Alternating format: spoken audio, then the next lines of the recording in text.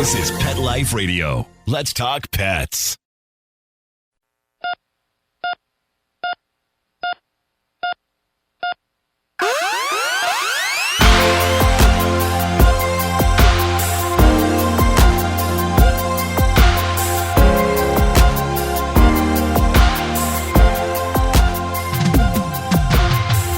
Welcome to ER Vet on Pet Life Radio. I'm your host, Dr. Justine Lee, and I'm a board-certified emergency critical care veterinary specialist and toxicologist. Thanks for joining us. Today, I'm going to be talking about how to care for your pet. Now, I know it sounds like you already know how to do that, but there's a couple things that you must know as a pet owner. So whether or not you have a dog or a cat, you need to tune in. We'll be right back after these messages.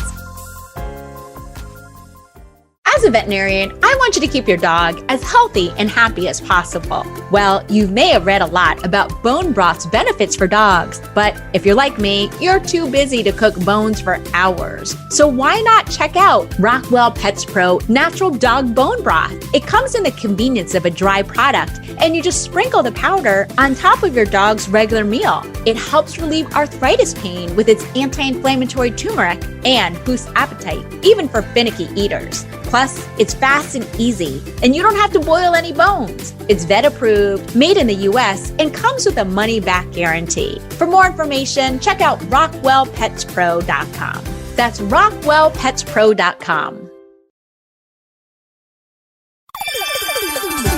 Let's Talk Pets on PetLifeRadio.com.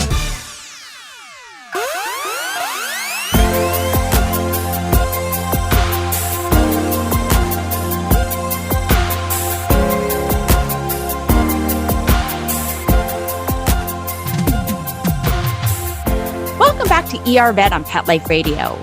Today, I'm going to be talking about caring for your pet. And I'm sure all of you guys listening to ER Vet on Pet Life Radio are already amazing pet owners. But there's a couple things that you need to know about when it comes to snuggling and taking care of your dog and cat.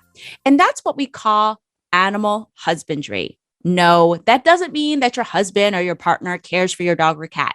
Animal husbandry actually refers to the care of pet.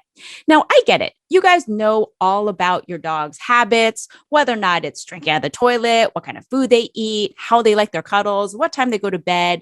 For you cat owners, you know how many times your cat is using the litter box, what your cat's favorite treats are. But there's a couple of important things that you have to be aware of. Now, I always say as a veterinarian and a dog and cat owner, it's not that complicated. It's really a matter of just a few things. First, keeping a safe shelter. For me, I've always grown up with dogs living in the house. I don't like having outdoor dogs. They don't seem to get quite as much exercise, as much stimulation, as much environmental enrichment. So I'm a big fan of keeping a dog and cat inside. Obviously, they still need to go outside, you dog owners, for at least 30 minutes a day. In other words, 2 15-minute walks. The second important thing is an appropriate diet, which I'll talk about in a future episode. By the way, if you haven't checked out the 2 episodes that I did with the veterinary nutritionist, Dr. Lindsay Bullen, on what kind of pet food should I feed my dog and cat, you got to check that out. There's a part 1 and part 2. All right, so back to animal husbandry.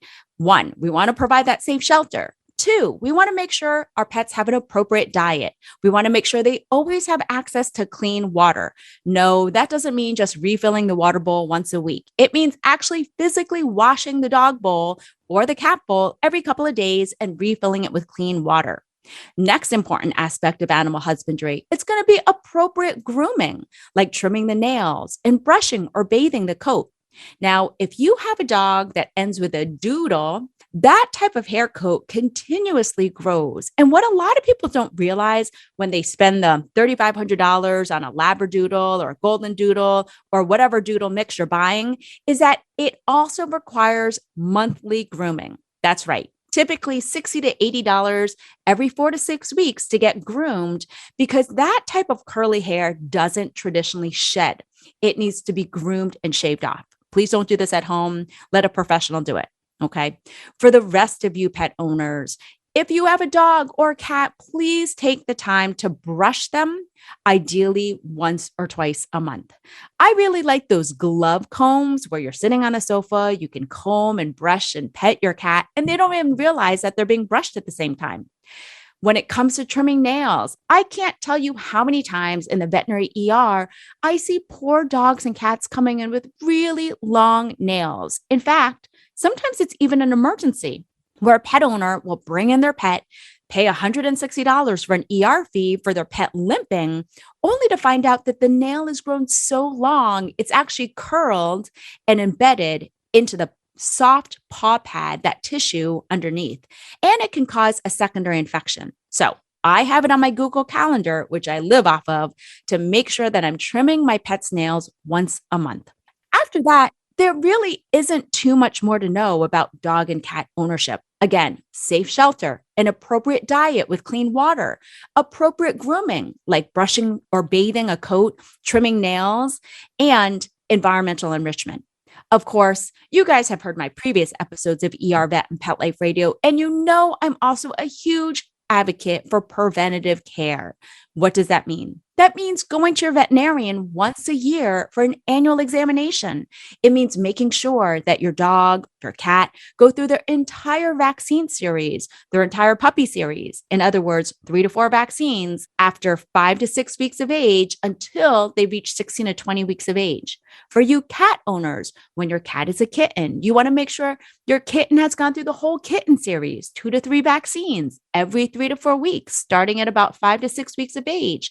That's also going to include preventative medicine, like heartworm medication to prevent that life-threatening worm from getting stuck in the heart and lungs. It's going to include year-round flea and tick medication to make sure we're preventing any kind of infection or even tick-borne infection.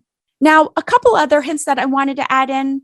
It's going to be about environmental enrichment. What exactly does that mean? Well, we know that pet ownership isn't really that hard. It's really a few aspects of animal husbandry. But for dog owners, I want you to abide by 2 extra rules. 1, making sure you're exercising your dog for 30 minutes a day. That's only 2 15-minute walks. Now, I live in Minnesota where it's freezing cold, it's -20 for 6 months out of the year, and it's really hard to walk your dog when it's really that cold. Now, my general rule is if you live in a really cold environment, any temperature below 15 degrees Fahrenheit, it's worth putting dog booties and a jacket on your dog, depending on what kind of hair coat they have. Dogs with really thin hair coats like greyhounds, boxers, Italian greyhounds, pit bulls, they ideally need a jacket and booties. The second rule for dog ownership, 2 semesters of puppy training. Even if you have an adult dog, even if you adopt an older dog. This is so important for appropriate socialization, and it really teaches your dog to listen to everyone in the family and know the quote pecking order, end quote, of the family dynamics. Okay, what about cat owners? For cat owners, I have 2 rules too. First, you really want to minimize any sudden changes in your cat's life. Guess what? Cats hate sudden change. They don't want you moving the litter box. They don't want you changing the food. They don't want you changing to a different type of kitty litter. When in doubt, the simplest thing you can do is to avoid any kind of sudden change. Cats like things really gradually. So, classic example. If your veterinarian tells you that you have to change your cat's diet, you don't cold turkey and change it 100% in one day. I'm talking about a gradual change over several weeks. I don't want to exaggerate, but the first day, you want to mix in like 10 kibble of the whole bowl. Maybe a week later, you're going to mix in 15 kibble. The next week, you're going to add in a quarter of the new diet to mix in with the old diet. A week after that, maybe you're going to adjust it to a third of a diet and slowly mix it in. So again, for you cat owners, please make sure to minimize any sudden change or stress in your cat's life. Cats view any kind of environmental change as stressful, and sometimes we can actually see behavioral or medical problems as a result, like urinating outside of the litter box or having feline lower urinary tract disease or sterile cystitis. So when in doubt, minimize that stress. The next important rule is N+1 litter boxes. I've talked about this on a previous episode of ER Vet, but if you have one cat, you need N+1 clean litter boxes. That means you need 2 litter boxes. If you have 5 cats, you need N+1 or 5+1 litter boxes. So you need 6 litter boxes.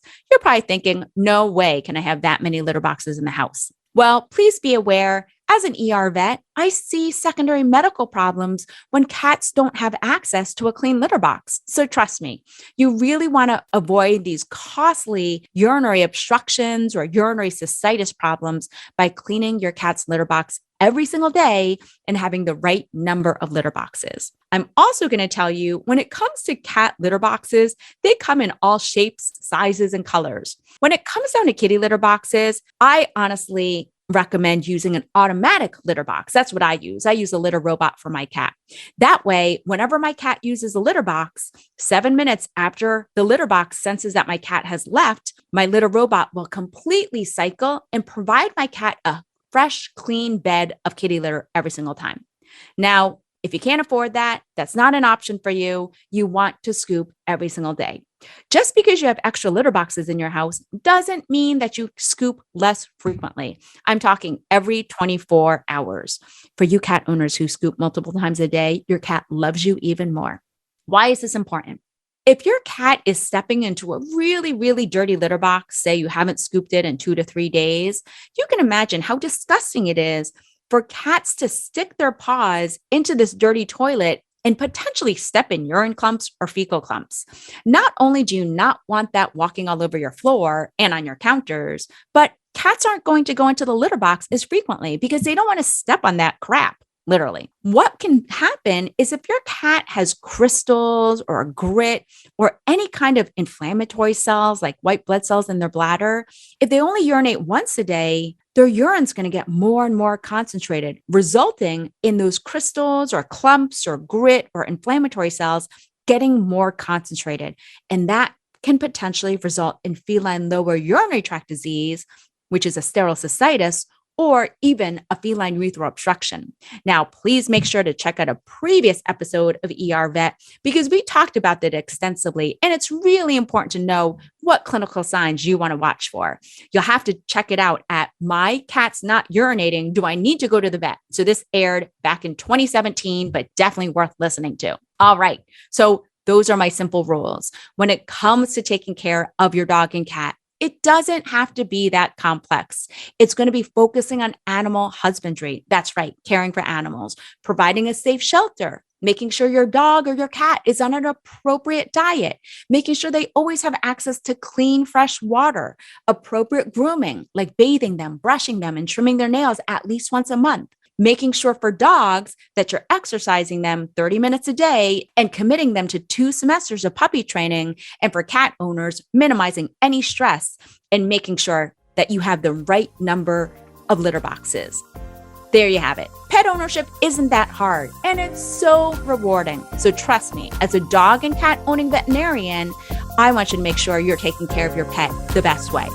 Now, we're going to take a short commercial break, but I'm going to give you even more tips about how to care for your pet right after these messages. For those fortunate to have experienced the deep bond and unconditional love of a companion animal, the death that follows can be one of the most difficult and misunderstood losses to go through. Many times, this devastating loss goes unrecognized and trivialized by family and friends, leaving grieving pet parents struggling to find healthy ways to cope with the loss. In And I Love You Still, a thoughtful guide and remembrance journal for healing the loss of a pet, Dr. Julianne Corbin calls attention to the difficulties unique to the loss of a beloved pet and provides an interactive and compassionate guide to help you process your loss and work towards coming to a place of peace and healing. For those interested in journal therapy and looking for a professionally written and compassionate resource to help understand and reconcile the grief associated with the loss of your pet, this book is for you. And I Love You Still, a thoughtful guide and remembrance journal by Julianne Corbin, is now available for purchase on Amazon and other major book retailers. Let's talk pets. Let's talk pets On Pet Life Radio. Pet Life Radio. PetLifeRadio.com.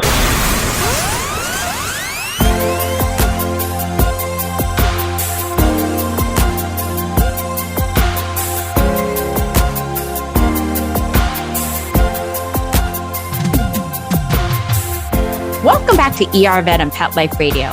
I'm Dr. Justine Lee, and I've been talking about how to care for your pet. Now, we already talked about animal husbandry. We already talked about how we want to make sure our dogs and cats are as happy and healthy as possible. And again, that's going to be focusing on animal husbandry. So don't forget, safe shelter, appropriate diet, clean water, appropriate grooming, exercise for dogs, 2 semesters of puppy obedience or adult dog obedience for cat owners, minimizing that stress, making sure that your cat has N+1 litter boxes. And again, it's really not that hard. So what I wanted to focus on the second part of today's episode is environmental enrichment. You're probably thinking, what exactly does that mean?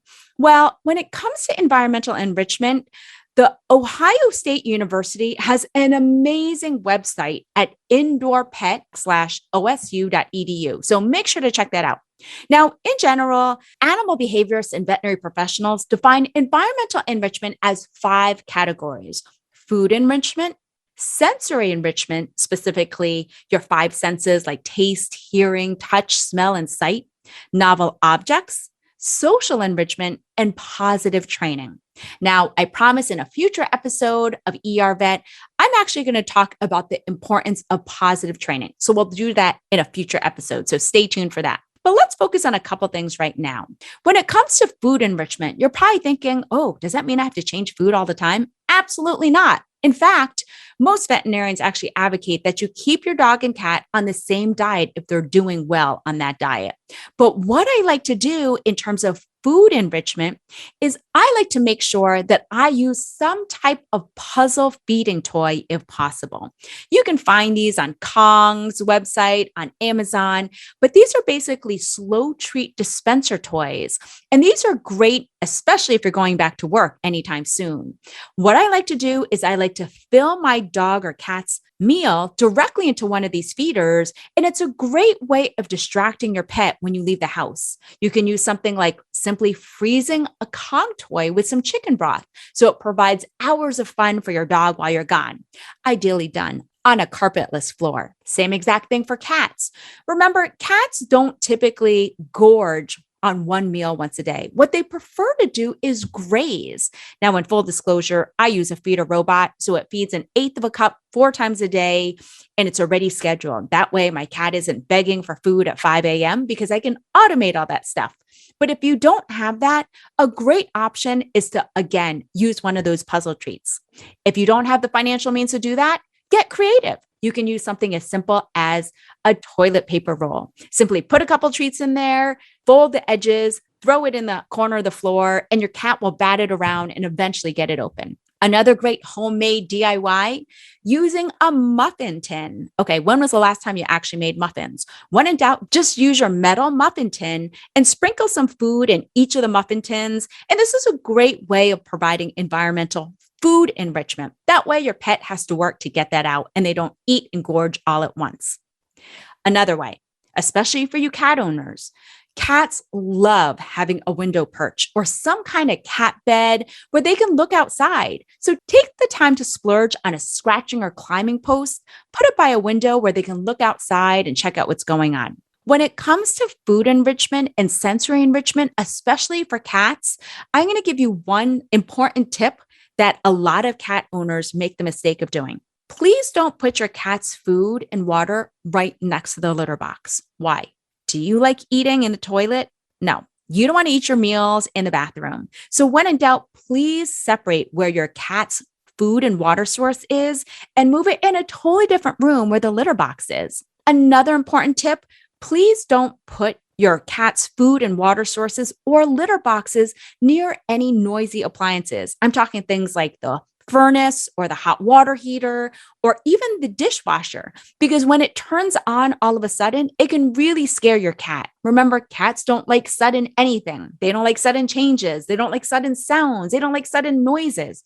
And a random noisy appliance randomly turning on can actually result in some behavioral issues. So, simplest tip, keep that food and water away from the litter box and make sure the food, the water source, and the litter box are away from any noisy appliances. Take the time for a cat to splurge on that cat bed or a window perch, that climbing post, and ideally put it by a window. Now, if you happen to splurge on a nice scratching post and you realize your cat isn't using it, make sure to entice them. Use catnip, use their favorite treats. There's actually a prescription pheromone that you can actually apply onto the climbing tree to really encourage your cat to use it as a scratching board. Now, I know I talked about exercising dogs before. I talked about the importance of having 2 15-minute session walks where your dog is going for a walk. Now, this is really important for you owners with a fenced-in yard, like me.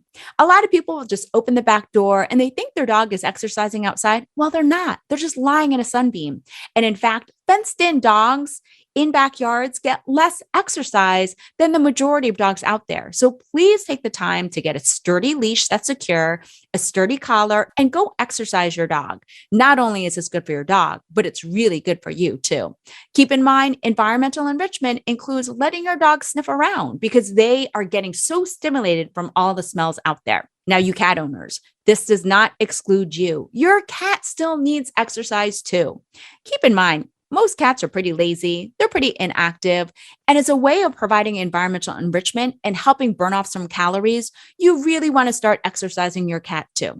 Now, most cats are also under-exercised. I'm going to encourage you to buy a really inexpensive laser pointer and just put it on your calendar for a 15-minute play session every Sunday. I'm just asking you to commit to playing with your cat once a week. Set your smartphone timer and actually play with your cat for that full time. Make sure you have really good toys. So use a laser pointer. There are some laser pointers that you can even plug in through a USB port, so you don't even need to splurge on batteries. Make sure to provide lots of things like rolled up balls of paper, furry fake mice, shiny soft balls, to catnip-filled toys. When in doubt, you want to make sure these are safe toys. In other words, I don't like getting any kind of lead-coated toys with parts that can break off, no long pieces of string or plastic that your cat could swallow. So when in doubt, make sure they're good, well-made toys with parts that aren't going to fall off. Now, you should be aware there are actually big hamster wheels that you can purchase for cats. And these are really designed for indoor cats to be able to run in.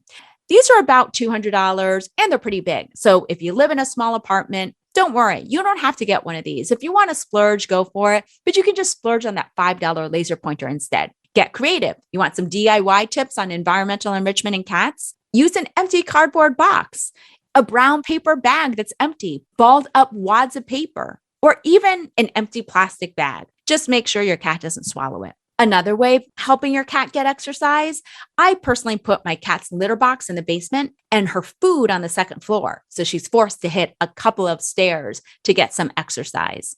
When it comes to caring for your pet, it's not that complicated. Again, we really want to focus on animal husbandry, making sure that we care for our dogs and cats and our beloved 4-legged family members as best we can. Keep in mind, that's going to include providing a safe shelter, an appropriate diet with clean water, appropriate grooming.